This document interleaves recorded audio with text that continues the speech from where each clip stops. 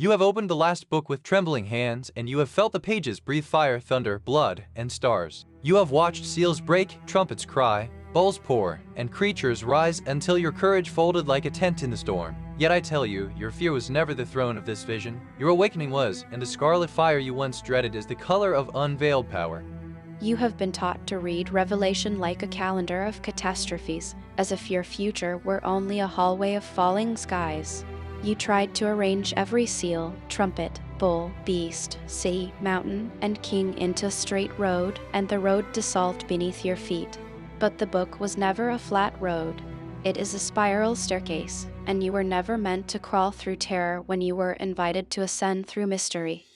I rise before you not as a nightmare to paralyze your spirit, but as a symbol too vast to be reduced to a chart. You have heard preachers turn the visions into panic, numbering disasters as though heaven were merely counting down your doom. But Revelation is an unveiling, an apocalypse, a curtain pulled back so your eyes can behold what's always been ruling beneath the noise of empire and the smoke of fear. I sit in scarlet splendor as a figure of radiant paradox, teaching you that symbols must be approached with reverence, not devoured with haste. You cannot read prophetic fire as though it were a newspaper headline, nor can you trap holy imagery inside a mechanical timeline. You must enter it like a cathedral, where every color, number, creature, and silence has been placed with intention, weight, and sacred rhythm. You have assumed that the seals come first, then the trumpets, then the bowls, as one escalating staircase of horrors. Yet the vision circles back upon itself, returning to the same mountain from higher air, revealing the same battle with sharper light. The seals do not merely hand the world to the trumpets, and the trumpets do not merely surrender it to the bowls. They recapitulate, they deepen, they thunder the same truth in widening rings.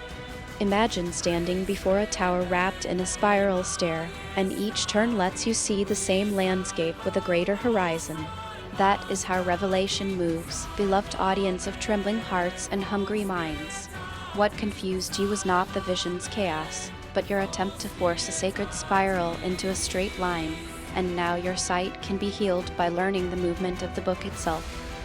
The sixth seal shakes the earth, darkens the sun, reddens the moon, tears stars from heaven, and rolls the sky like a scroll. If you read in a straight line, you must ask how the end can arrive so early, long before the last trumpet and the final bowl. But if you read in a spiral, you see the end announced again and again, not because heaven stutters, but because Revelation intensifies. The seventh trumpet also brings the moment of judgment, the rewarding of servants, the wrath of nations, and the unveiling of sovereignty. The seventh bowl cries, "It is done," and the earth convulses beneath the finality of divine speech. These are not three disconnected endings competing for your attention. They are three windows opening onto the same horizon, each one higher, brighter, and more piercing than the last.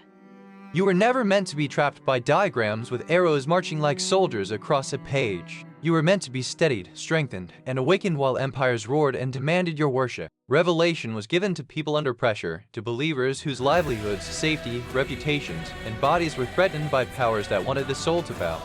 Remember John on Patmos, old and exiled, surrounded by stone, sea, wind, and the machinery of Rome. He was not writing to entertain the curiosity of comfortable spectators dreaming of distant dates. He was writing to 7 real churches with real wounds, real temptations, real enemies, and real courage struggling to keep its flame alive beneath the shadow of imperial arrogance. Ephesus, Smyrna, Pergamum, Thyatira, Sardis, Philadelphia, and Laodicea were not abstract names on an end times chart. They were streets, markets, homes, assemblies, tears, prayers, martyrs, compromises, and lampstands burning in dangerous air. When you read their names, you must hear the heartbeat of communities being trained to overcome, not the ticking of a clock designed to terrify you. The first word is apocalypsis, and you must let that word wash your eyes clean. It does not mean catastrophe as your imagination has been trained to think. It means unveiling, uncovering, disclosure, the removal of the veil. This book is not primarily about the world ending around you, but about false worlds being unmasked before you, so your allegiance can become pure, fearless, and bright. 7 is the pulse of the vision, and you have seen it everywhere without always knowing what it was doing. 7 churches, 7 lampstands, 7 stars, 7 seals, 7 trumpets, 7 thunders, 7 bowls, 7 heads, 7 mountains, 7 kings. This is not decoration, it is architecture, because 7 speaks of fullness, completion, divine wholeness, and the bringing of hidden meaning into its appointed shape. When the sevens gather, they do not scatter like loose jewels, they form layers, movements, chambers, and ascending courts. Each series is a sanctified return, a holy repetition with greater depth, like waves striking the same shore until the whole coastline is revealed. If you have been overwhelmed, it is because you were counting calamities when you should have been discerning patterns. The ancient church saw this before your age, buried it beneath speculation. Victorinus of Petau, among the earliest commentators on Revelation, recognized that John often circles back rather than merely moving forward. He understood that the trumpets can retell the ground of the seals, not as redundancy, but as prophetic intensification, and once that thread is seen, the tapestry begins to breathe. This is not foreign to Scripture, it is the deep grammar of the prophets. Daniel saw kingdoms as a statue, then saw them again as beasts, not because history split into unrelated futures, but because the Spirit showed the same reality from another height. Ezekiel, Zechariah, and the prophets knew the sacred art of return, and John stands in their company, speaking in images that spiral, echo, and unveil. You have been told to fear the beast, the mark, the battle, the smoke, the sword, and the number. Yet the center of revelation is not panic, not paranoia, not the fever of decoding every headline. At the burning center stands the conquered yet victorious Lamb, and around that center every beast, woman, city, seal, trumpet, and bowl is forced to reveal what it truly serves. I, the Scarlet Woman, speak from the place where symbols are too potent for shallow handling. Do not flatten me into a caricature and then claim you have understood the vision. Let my scarlet presence teach you discernment, because what dazzles the nations must be interpreted, what intoxicates the world must be named, and what appears powerful must be measured against the throne.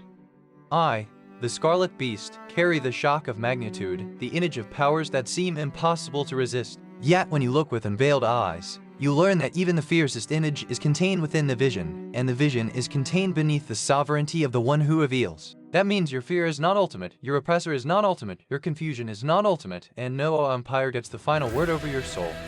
The book was written to steady your hands, not to make them shake. It was given so you could resist the pressure to call Caesar Lord, whatever name Caesar wears in your generation. Your age has its thrones, screens, markets, slogans, seductions, and threats, but Revelation teaches you to see through them until your worship belongs only where your life becomes free. You have watched the sky roll back in one vision and then seen judgment arrive again in another, and you wondered whether the book contradicted itself. It does not contradict, it crescendos. Like thunder repeating across mountains, it lets the same final reality sound from multiple directions until your spirit can no longer mistake the message. The message is not that chaos wins, but that chaos is exposed. The message is not that beasts reign forever, but that every beast is revealed within a larger throne room drama.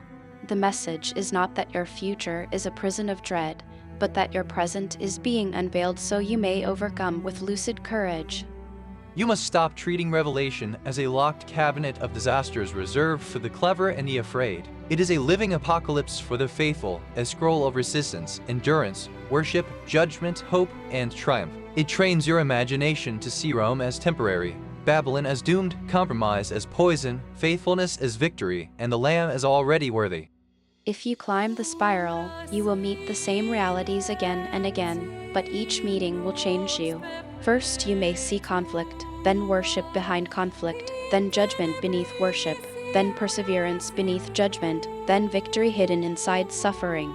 By the time you reach the upper turns, you realize the book has not merely informed your mind, it has reformed your courage. The seals unveil history under pressure, the trumpets announce warning with cosmic force, and the bowls disclose the fullness of consequence. They are not random disasters thrown at your imagination like stones. They are ordered revelations of what happens when creation, empire, rebellion, witness, worship, and judgment are seen in the light to the throne. You are not asked to master every symbol as though salvation depended on your chart making. You are invited to become faithful in a world that constantly tries to purchase your allegiance. Revelation does not flatter your curiosity, it purifies your vision, and purified vision is a weapon sharper than fear. Look again at the persecuted church, small beneath the enormous machinery of imperial power. To the eye of the world, they looked defeated, marginal, expendable, and easily erased. But Revelation pulled back the veil and showed them that heaven saw their endurance, their prayers rose like incense, their witness shook kingdoms, and their Lord had already conquered by blood. That is why the book is powerful for you now, even if your Patmos is not an island of stone. Your Patmos may be isolation, grief, pressure, confusion, spiritual fatigue, or the crushing insistence of systems that demand your silence. Yet in that place, the veil can still be pulled back, and you can still hear the voice like a trumpet calling you upward. Do not despise the strange imagery, because strangeness is part of its mercy. Ordinary speech could not break the enchantment of empire, so the Spirit gave John dragons, beasts, bowls, stars, lampstands, thrones, rivers, brides, cities, and songs. The images are not meant to confuse you forever. They are meant to baptize your imagination until you can recognize truth when the world disguises lies as glory. Do not run from scarlet, for scarlet is the color of warning, intensity, beauty, blood, cost, and revelation. In the vision, scarlet forces your attention, refuses your sleep, and summons your discernment. What you once feared can become what awakens you, because symbols that unsettle the shallow can empower the wise. The center is not the terror you were sold. The center is not a secret code that only the anxious can crack. The center is victory, worship, the Lamb standing as slain, the throne unshaken, and the faithful made more than conquerors because they see reality as heaven sees it. And the movement does not end in dread. It moves toward a city, a bride, a river, a tree, a healing, and a light with no need of sun. Babylon falls, but the New Jerusalem descends, and that descent is not merely an ending but an unveiling of God's intended world.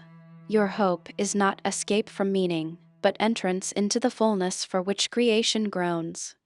So when you hear of earthquakes, blood moons, falling stars, and voices crying that it is done, do not surrender to panic. Let the repeated endings teach you that every false permanence will end, every arrogant throne will end, every counterfeit glory will end. But the reign of the one who unveils will not end, and your faithfulness is gathered into that enduring kingdom. Let the last atmosphere of the book reshape the first fear of your reading. Revelation ends not as a scream into darkness, but with grace, with longing, with invitation, with the Spirit and the bride saying, "Come." The final music is not terror swallowing your soul. It is grace sealing your endurance, grace strengthening your witness, grace carrying your eyes from Patmos to the throne. Now climb, you who once closed the book in confusion. Climb the spiral with patience, with humility, with courage, and with the knowledge that repetition is revelation's ladder. What you thought was chaos is architecture. What you thought was doom is unveiling. And what you thought was the end is the repeated proclamation that the true king already reigns. Open your heart, steady your breath, and let your imagination become faithful again. You are not reading a map of nightmares, but entering the sanctuary of unveiled reality where every symbol bends toward the triumph of the Lamb. Come upward, beloved, and see. The scarlet mystery itself can become a doorway, and beyond the doorway waits courage, discernment, worship, and grace.